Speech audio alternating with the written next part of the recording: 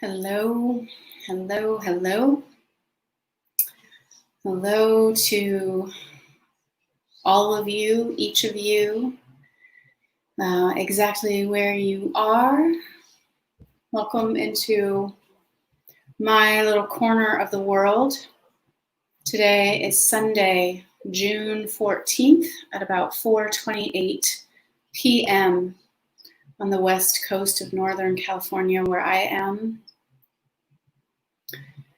And we're having very summery weather, but a bit windy, which given our recent fire season, I still don't want to call it that because I don't really want that to be a thing, but windy, warm weather, I feel anxious when it gets windy and warm out here.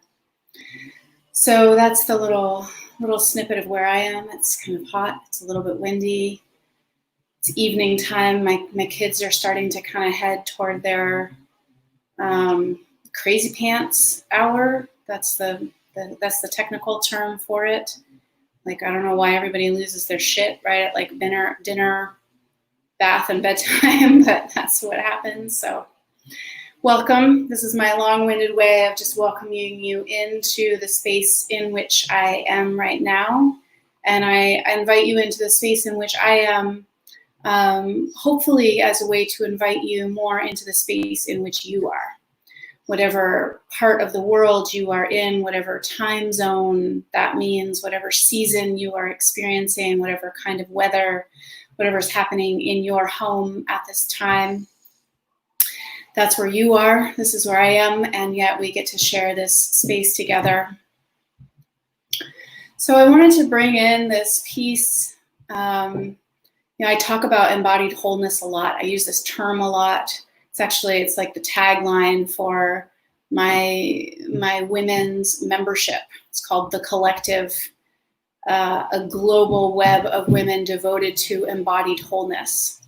Hi, somebody just said hi, and it reminded me that I love it. I love it actually if you say hi. I love it if you let me know where you are, because that helps us actually weave this web, right? Understand this is where I am on the west coast of Northern California. Where are you? And let us be together in our different places all around the globe. So thanks for saying hi, and I welcome all of you to say hi. Let me know that you're here live. And same if you're here for the replay. You can just put replay in the comments. Let me know where you're watching the replay from. And I love the dialogue, whether it's live or in the comments. So thank you and welcome. So again, embodied wholeness. And I think that in some way, I think it's sort of self-explanatory. What does that mean, embodied wholeness? And then in another way, these are the kind of terms and catchphrases and that we might. I actually learned this, especially in my relationship with my ex-husband, which is that I realized that when we decided to be in a relationship, when we decided to get married, when we decided to have a family, that there were certain things, there were values that we said we shared. We were like, yes, we want family. Yes, we believe in community. Yes, and in some way we're still very aligned about those things. And then ultimately, as I watched the way in which that formation of our relationship didn't work for us, I was like, oh, we didn't sit down and say, what do you mean by community? What do you mean by family? And what do you mean as the definitions and in the abstract way, like, let's understand this together, but also, what do you mean? How does this play out in an actual, lived way? And so I do like to talk about, well, what do these things mean? Like embodied wholeness, even though you might say you're totally down for embodied wholeness, and I might say I'm down for embodied wholeness, but we might be talking about quite different things. Or we might learn from each other. Maybe like, oh yeah, actually is part of what I mean, but I didn't know it. I hope that, I don't know if that's a chainsaw or like a leaf blower, like somebody, I don't know, weed whacker, somebody's doing something out there. I hope it's not too loud for all of you. So sweet. We've got Canada and Southern California. I'm Northern California, and maybe some other people around the world. And I will just drop in. One of the things I love about the collective is that it is truly global. That was my intention, but our intention, what we say we want, what we say we're going to create, isn't necessarily always what actually happens. But I really had this deep, deep desire, deep longing, like deep intention around that. And there's women in Australia, Spain, Germany, I believe Sweden or Switzerland. It's horrible that I'm not quite sure about that. Is that Washington State or Washington, D.C. for Jennifer? As well as all over the United States. I don't know if we have anyone in South America right now. So that's like the next place. It'd be really great. My partner's from Brazil, so my attention has been, I have more awareness, right, in my attention. I have a really, really dear friend in Costa Rica, lives in Costa Rica with her family right now. So, all right, Jennifer's in Washington State. So, but the collective truly is a global web of women, and I love that. It really matters to me. So, so the tagline for the collective, and what I want, again, I don't always get the opportunity to say what it really, really means to me, but what I want to convey in that, it says a global web of women devoted to embodied wholeness. I use the word devoted intentionally. And I'm saying all these things. I know that the title of this is Embodied Wholeness and Racism. And I know I haven't brought in racism yet. But I'm saying a lot of these things so that you have an idea of, like, what am I talking about? And why do I say it that way? What do I mean? So I talked about the global web, why I think that's important. I'm realizing I don't think right now there's any women in Africa or even from Africa in the collective right now. So there are voices missing, right? That web is always there. And I believe this, that the collective happens to be for women.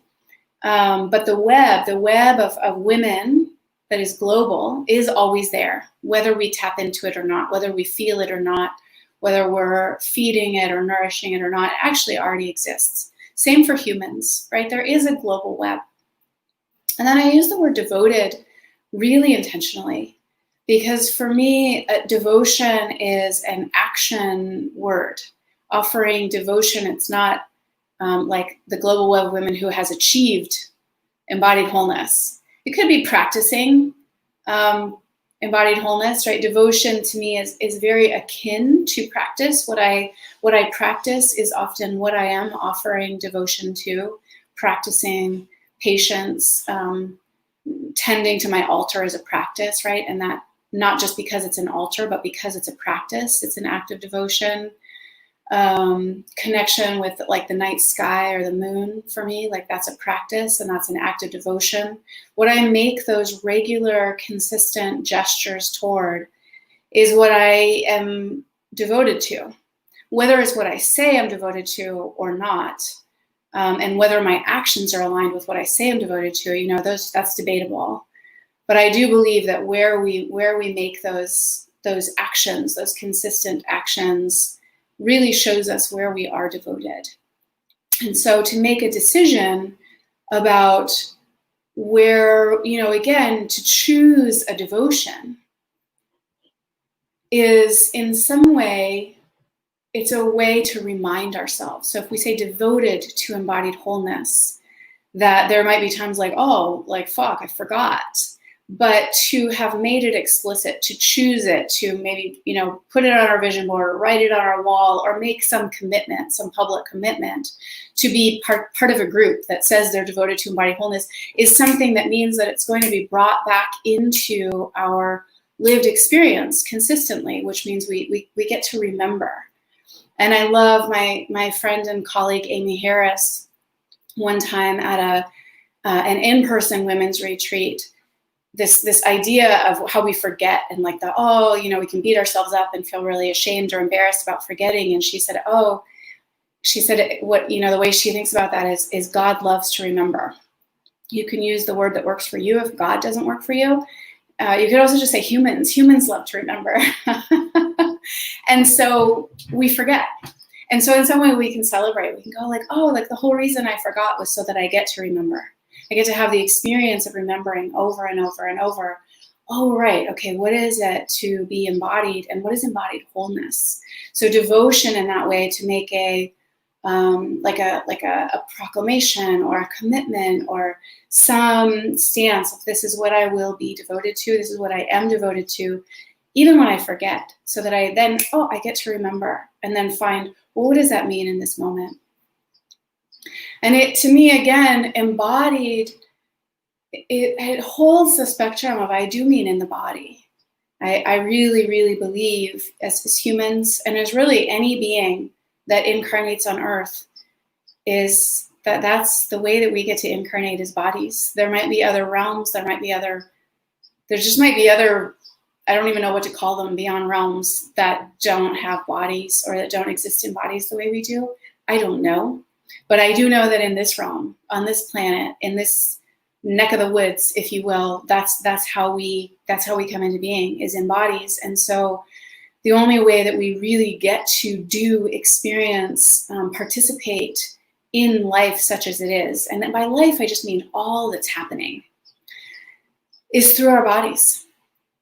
And so again, it's very related to devotion for me, because there's like, do I have an idea around how I want to relate to racism or anti-racism work or social justice work or even wholeness? And so I might in the abstract or as a philosophy believe in certain things or care about certain things or say that these are my values. And then do I put my body in it? Is that how I act? Is that how I speak? Is that how I move? Is one piece of embodiment, is the actual, like, do I do it with my body? Not just do I think about it, do I write about it, do I talk about it, do I imagine about it, do I say, do I believe, but do I actually put my body into it, which is how we move through the world. And again, I want to come back to then devotion. Devotion to these things, it doesn't mean perfection, it doesn't mean arrival, it doesn't mean completion. It means actually living in the question of, am I putting my body behind this? And I listened to a video by a teacher named Rachel Rogers, who was really talking about in the realm of anti-racism work. And she was specifically speaking to white people and white teachers. So she was talking to me, even though she has no idea who I am personally. And saying, like, if it's not a risk, it's not enough. And you can agree or disagree about that statement, but for me, what that did was it brought in the question: have I ever risked? What have I ever risked? What have I ever had to risk in service of my beliefs, my thoughts, and my values around social justice work, around anti-racist work? And sort of like, it's all fine and good. And there are, these things that I do through my word, through my action, through how I live, through where I put my money, through how I create spaces, etc. And I can keep doing that. But I really felt this place of like, am I putting my body behind it? Have I ever actually been in a situation where maybe my life could be at risk or, some sort of physical harm, but have I felt like, there's something at risk here beyond just being wrong or not looking good? Or, have I risked relationships? Have I risked money? Have I risked status? Have I risked access? Have I risked? And again, you don't have to take this on per se. For me, Rachel Rogers' words, her question, her inquiry, her challenge around that, they were in that moment incredibly valuable, and they have continued to be, because this is how I relate to the idea of devotion, which is that it's moment to moment, it's day to day. It's if I'm going to be devoted to that, it is going to be an ongoing question in my world. Well, what about today? And how about now? And to really just keep asking and looking. And so this is where the piece around wholeness comes, which is, one is that I really do believe that our own cultivation of wholeness is really, it might be the same. It's at least very, very related to resilience. And so when we're going to talk about risk, the capacity to go, am I even capable of risk, actually does have something to do with my resilience, which I believe has a lot to do with my cultivated wholeness. And I want to kind of backtrack and talk about, well, so what do I mean by wholeness? And if I want to zoom all the way out, I want to say, first and foremost, you are whole. You are already whole. You were born whole. You are whole now. You will always be whole. You can't not be whole. Like you are whole in this moment. There's actually nothing that can make you unwhole. And there's what our experience of our own wholeness is. Am I actually connected to my own wholeness? Can other people feel my own wholeness expressed through my body, through my being? When they're with me, do they have a felt sense of my expressed wholeness? And do I have a felt sense of my expressed wholeness? So I think it's important to make that caveat, because I actually don't think, some people will say, something to the effect of like, well, we're all born whole, and then we're all born pure, and then shit happens, or then we get broken, and I actually don't ascribe to it. I just don't think that there's anything that we can do or that can happen to us that can actually make us unwhole or fundamentally broken in any way. However, we can feel like broken, and we can lose touch with our wholeness, and we can lose contact with parts of ourselves that don't allow us to contact and then to express our own wholeness. And to me, again, I want to say then wholeness also speaks to all of who I am, but also all of, so in the small, I mean, it's so funny because this isn't even small, right? But it's almost like the smallest expression is just like, to be whole is like all of who I am, right? Not to hide any parts of me, to allow all parts of me to be expressed. And then if I zoom out just one layer, there's probably like a lot of layers in this, and I'm kind of doing this off the top of my head, to be honest. So I've never spoken about it quite like this. But then there's the wholeness of the human experience. And I actually believe that all humans we have within us all of the human experience. And so any place that I'm like, well, I'm ... and I'm just not like that. Like, well, that's just not me. Is that at the small sense, like at the very personal sense, there's some truth to that. I'm trying to think of an example with myself. I don't know, but I might be like more shy, right? Like, and what's just not me is like dancing on the tables at a bar. And so in one sense, I want to honor that these two things can be simultaneously true, which is that's true.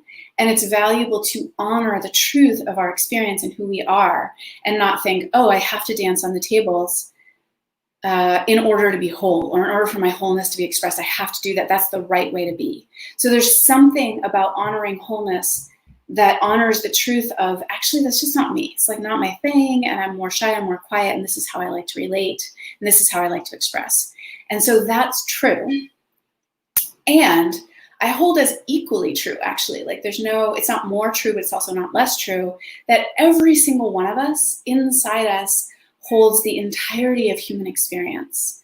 And this is where I love practices that are more like improv, or I've worked sometimes with acting teachers or coaches, even though I don't act, and I'm probably like horrible at it as an actual actor. Although I did play, I played the main role in Our Town when I was in high school. I was remembering this. I mean, this is the thing about wholeness. This is basically a tangent, but it actually does relate, which is that I have stories about myself, like who I am and who I was. And I will habitually tell a story about myself that I was painfully shy as a child and all the way through high school. And then I will look back at the reality of actual things that I did, or like ways that I dressed, or these things, and I'm like, that is not the action of a painfully shy like child or human. And so there's a dissonance. And it doesn't mean I wasn't shy. It doesn't mean that's not true, but it just means this other piece is true also. So, side note, I think that there is something in those practices when they ask us to step outside of who we think we are. Like, well, I'm just not that. Like, but you could be. Like, you're a human, and that's part of the human experience. And so I believe there actually is a cultivation. Like, this is a practice of cultivation. Oh, Jenny, hi. Of cultivating our wholeness, which again, I believe if it's not exactly the same thing, it's like really, really related to resilience. So any practices that we can do that cultivate our wholeness, also they cultivate our resilience. And so finding these places like that's just not me, and then finding a way to express them through our bodies. To actually, maybe it actually is going to a bar and dancing on a table, or maybe it's creating some other experience of that. One of the ways that I like to do this a lot is around animal archetypes, because I find that they're less charged than human archetypes. And they have a lot less conditioning and just judgment, like all the things that come with the human archetypes. But you know, you get someone's like, oh, I am like they can do butterfly like nobody's business. But, you know, try to give them like boa constrictor, and they're like, yeah, that's just not me. But that we can find ourselves in these animal archetypes and go like, oh, actually, I have all that. And that actually takes me to then, it's probably not the widest circle, but maybe it's the widest one I'll go to today, which is, so there's the me, there's like the wholeness of me. And then there's that within each of us as humans, it's almost like we're a hologram, right? And each little human holds the entirety of all human experience, expression, capacity within us. And then we broaden out, and it's like all of life. Like we're just one bit of lifing. And so we actually do have butterfly and boa constrictor and earthworm and crawdad and salmon and hawk and chicken. And I don't know, throw them out here. Like, what are the, you know, gorilla, and zebra, prey, predator, you know, just that the starfish, that there's really, which is, again, side note, I was actually doing a practice like this in my long-term women's program, the Fierce Grace Incubator. And one of the women had starfish. And one of the things she said, oh, I learned that starfish are predators. And I was like, oh, that's like so powerful to remember this creature that hardly moves, right? It has this stillness, but actually the predator. And so even getting out of the idea of like, well, what is it, like all our ideas of predator and what might obviously come to mind. Oh, I love, Clarissa said lichen. Yeah. Or, you know, hermaphroditic and or non-binary, right? Like there's just like all this spectrum of lifing, right? The energy that moves through the universe. And I think that because we are one expression of that, we actually can kind of like tap in or plug in to all of it, right? We can bring star energy, and we can also bring volcano energy, and we can also bring sort of like summer rain, or, you know, tsunami, or, you know, there's just that all, that's actually all available. And that cultivating that kind of wholeness cultivates resilience. So I started down this tangent. It's not really a tangent. I mean, this is what I came here to talk about, but I started down this path because I was talking about Rachel Rogers and her call for risk in social justice work, in anti-racism work, in especially white people looking at our own white privilege and the systemic expressions of white supremacy.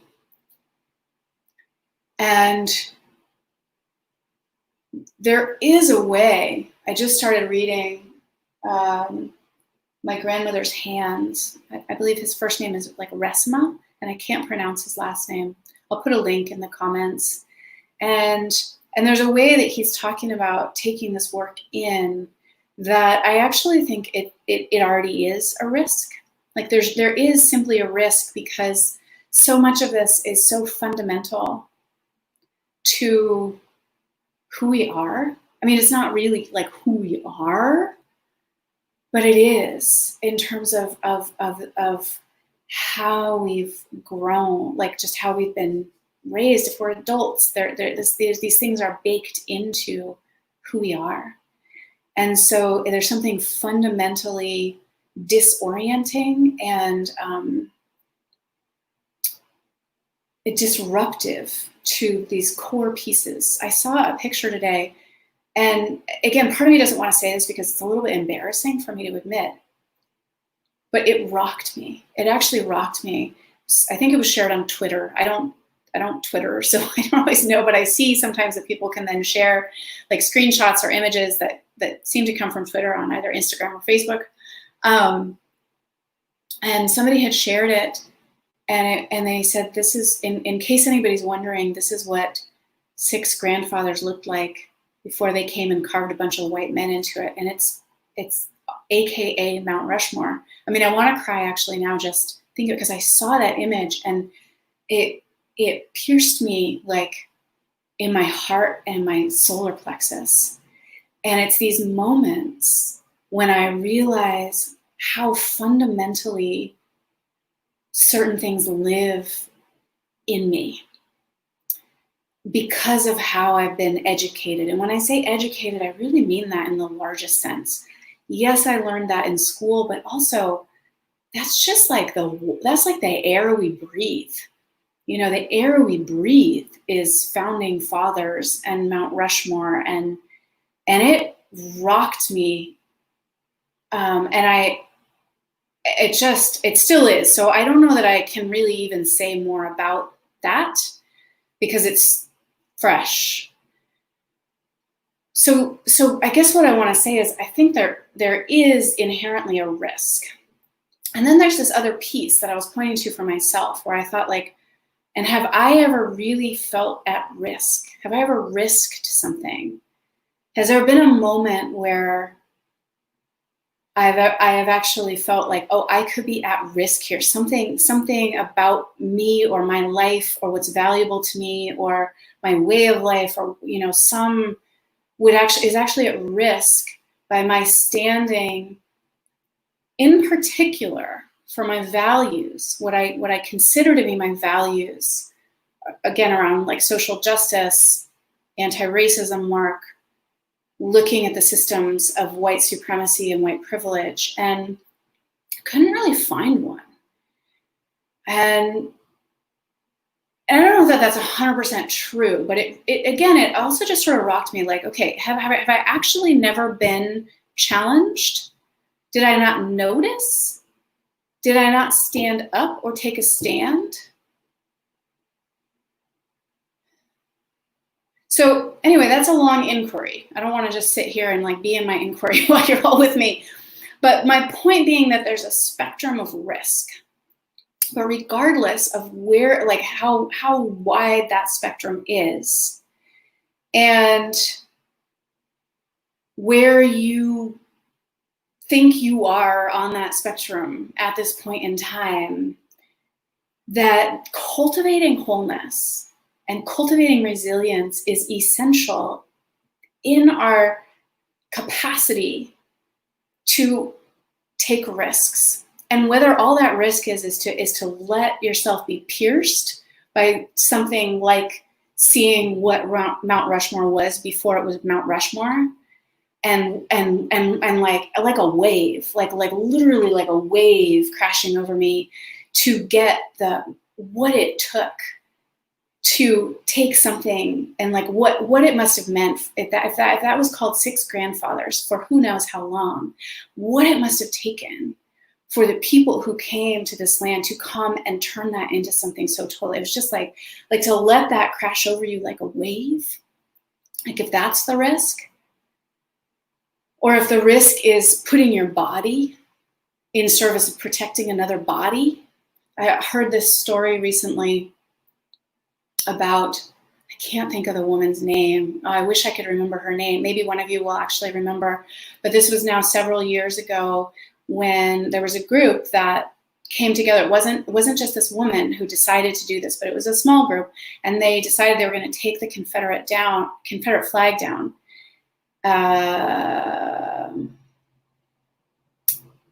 I'm also blanking on exactly where it was.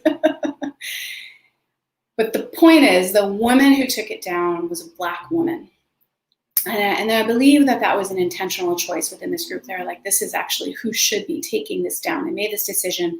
She climbed the flagpole. I want to say it was in South Carolina. It could have been in Georgia.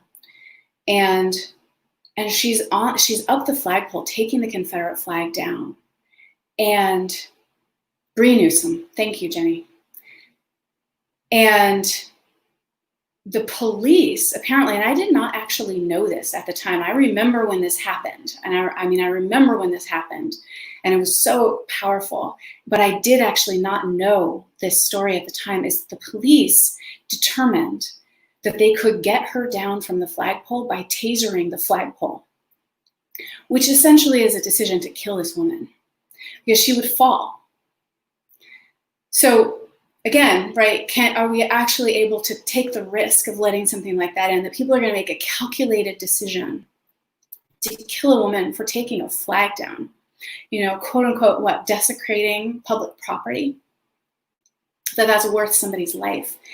But what happened was that the man who was her supporter, or the way that I learned this story was in a talk that was given by a Black woman, and she called him a co-conspirator. So I like this term. I'm playing with this term, co-conspirator. So he was part of the group, and what he did was that he put his hand on the flagpole. So that's right. That's the risk of putting your body when you know that your body is less at risk.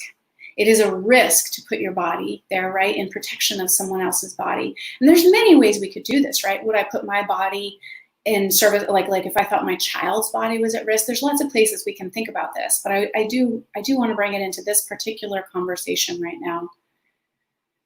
So, and having cultivated our own resilience, our own wholeness, that feeling of knowing in an embodied way what we stand for and where we stand is our capacity to actually move. So, so the risk at whatever level, but certainly that risk of actually using our bodies. So that's a spectrum. But I've been thinking then about this piece around wholeness and our identity being at risk. And I've been thinking about a lot then this idea of do we call people racist? So there's somebody who came onto one of my Facebook posts and was saying, it was a post that there was a meme, it's sort of a blunt meme. It's not like maybe the most new. I mean, memes are pretty blunt, right? They're not like full of nuance. But I do feel passionate about it. And so it basically said there are things we can agree on and still be friends. Racism is not one of them. And anyway, he came onto the thread and basically said, so I disagree that calling all white people racist has a positive effect. I don't even really want to get into like agree, disagree about that, like the nuance and break it down. In some way I'm like, okay, so we disagree, like you do your work, I'll do mine. I don't need to spend my time hashing over all the fine details on Facebook. But one of the things that came up in seeing that, and it came up when I was speaking to the women in the collective recently too, was this idea of, so in the United States, and I do think that this maps over to some other countries, maybe many other countries, but I'm just going to speak to the United States of America because I have spent very little time in other countries. And I'm super aware. So my partner is Brazilian, and it is it is painful how much broader his world history education was than mine. And it's not just he went to like a really good international school in Brazil. I think that really does hold true, that pretty much if you're educated, like your global education, pretty much anywhere in the world tends to be better than what we get in the United States of America, because we are so fucking like egocentric. It's just shocking. So, again, it's like a risk to let ourselves, like an identity. Do I think of myself as self-centered? Do I think of myself as egocentric? But what if I can be? So, and this goes to this piece around racism, that I think in the United States of America, we've done two things, which is that we all actually know, there's like, I don't know, maybe there's like these small threads of people, and maybe they're bigger than I think they are. To be perfectly honest, I'm born and raised in Northern California, but there's these slices of the United States, or humans in the United States of America, who would really say, like, actually racism is a good thing. I'm racist and I'm proud of it. Even the people who want to fly the Confederate flag will argue that it's not racist, is my point. Like, we all actually know that being racist is wrong. We know it's bad, it's wrong. If you're racist, that's not a good person to be. And at the same time, we have this, like, wildly, shockingly, exuberantly healthy systemic racism in our country.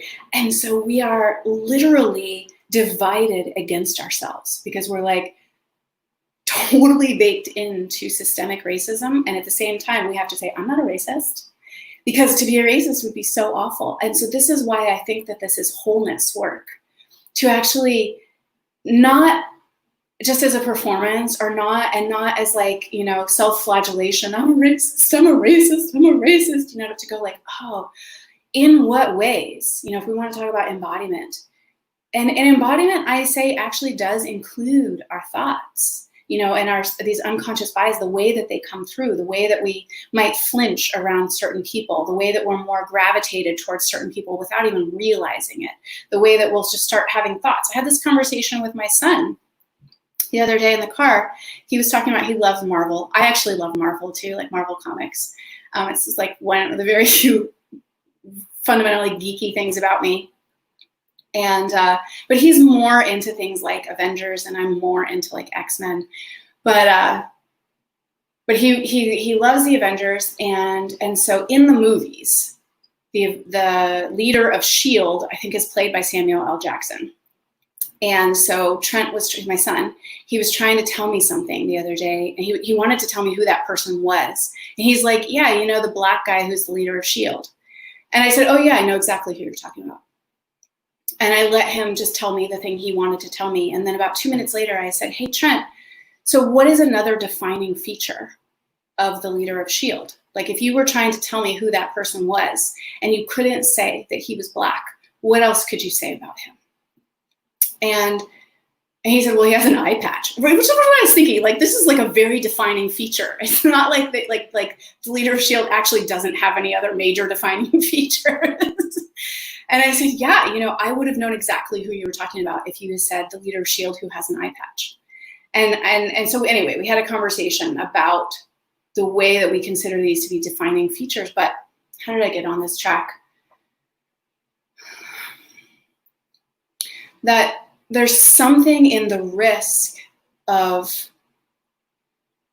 we could call it a perceived risk, we can call it a real risk, but there's something risky about allowing that who we think we are might not be who we are. What if I can actually let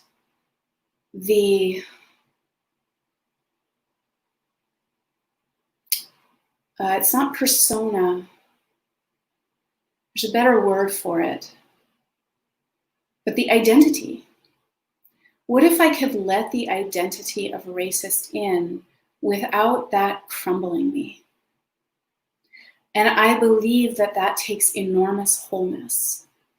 So, I haven't done this so explicitly over the years, but this is one of the things that I'll work with people on is, they'll say like, oh, I'm da-da-da, and you can tell they think it's like a bad thing. It's something they should get over. They'd be a better person if. And it's like, yeah, what if you are that? And for so many of these things, oh, well, you're not really that, or like, it's not that big of a deal, right?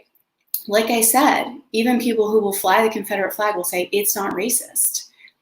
And so this reflexive need to be not that is, I believe, directly tied to our capacity for wholeness. What if in the wholeness of the human being I am includes, a good person, includes a responsible mother, includes a control freak, includes a I don't know, I'm trying to think, just like, but all the different threads, and that one of the threads is racist. And that doesn't crumble the entire being. It's not like, oh, if that thread exists, then the entire being just implodes, explodes, collapses, melts, explodes. And so that's why I see this embodied wholeness, like our gesture towards wholeness, that I can be all of those things. I can be somebody who yells at my kids, and I can be a good mother. I can be somebody who cares deeply about anti-racism work and be a racist. I can be a good person and all those things. I can that our wholeness can include all of that. I want to check in here because I know I saw some comments. It's actually funny you're on here, Varian, because I always notice that you're so good at like doing your lives and responding to the comments at the same time. And I'm very much like a ping pong. Like I do live and then I do the comments, and then I do live and then I do the comments. Varian said, well, first Jenny C said, I relate to that as well. What have I risked? What will I risk? Yeah, for me, it's just this ongoing inquiry. It's this ongoing inquiry. And then Varian said, I think you've been speaking out about this. Where did it go? For a while now, so it no longer feels risky. I think that's mostly true. And there are some things that still feel risky. So it's just an interesting, but again, it's funny, like, I guess I was gonna say not to toot my own horn, but I will toot my own horn. So to toot my own horn here, a Black woman leader that I deeply, deeply admire posted something that was a kind of a disagreement with something that I had been doing. And I could feel the part of me that was like, wanted to defend myself, right? No, I didn't do it like that. Oh, no, you don't understand. But I think that my cultivated wholeness is actually what allows me to receive a different perspective, to not necessarily need to jump to defend myself, but also not to collapse, not necessarily to delete posts, not necessarily just jump to doing things differently, but also read the whole thing and go like, well, does she have a point? Is there a different perspective I can bring? Like, that is cultivated wholeness.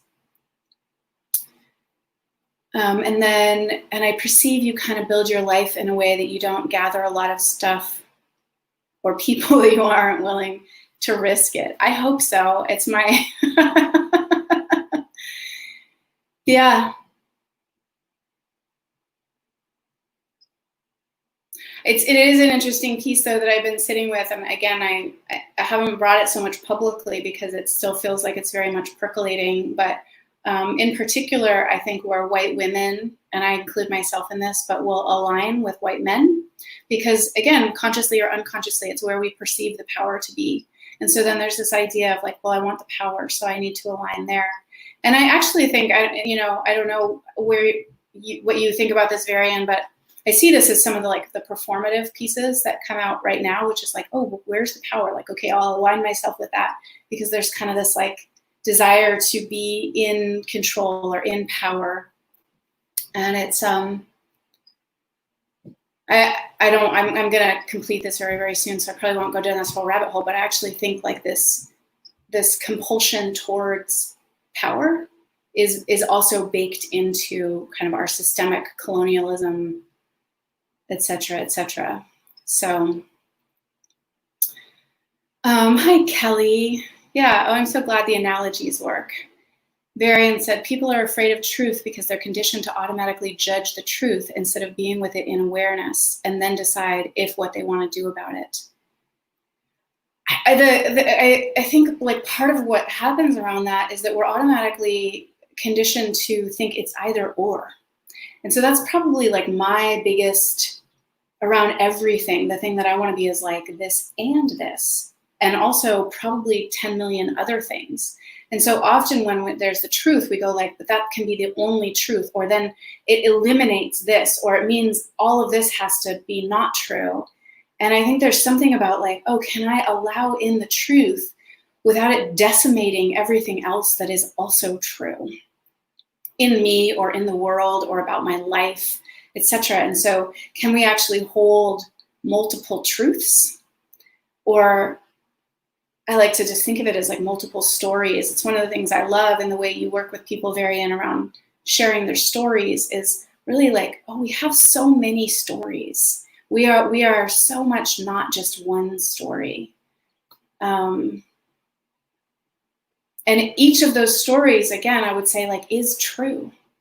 So in that way, our capacity, and this is a wholeness thing too, right? Like, can we hold the multiplicity of our stories? Can we hold our wholeness inside this? Jenny said, I love embracing all of who I am without going through an existential crisis as a result. Yeah, hopefully, you know, it's a lot less exhausting, but resulting in a wider definition of my identity. Beautiful. Well, I'm going to wrap it up for today. I got to go cook dinner for my kiddos. And I just so appreciate those of you who were here live. I so appreciate anyone giving your time and attention to the replay. I'm really